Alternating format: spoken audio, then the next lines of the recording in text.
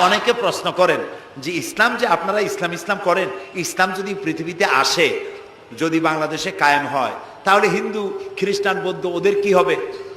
তা আমি বলি, দেখেন, মায়ের চাইতে খালার মহব্বত বেশি হওয়া এটা খুব সুলক্ষণ না। এটা কি লক্ষণ?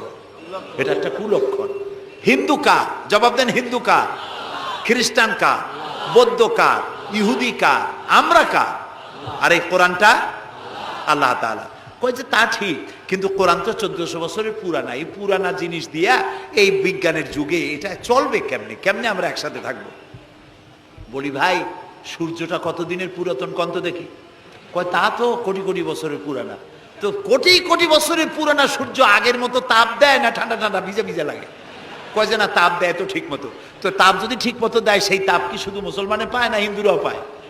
ডাবের পানি যখন আমরা খাই, মুসলমানের মুখে মিষ্টি লাগে, আর হিন্দুরা যখন ডাব খায় তিতের চোটে গাল কানের কাছে যায়।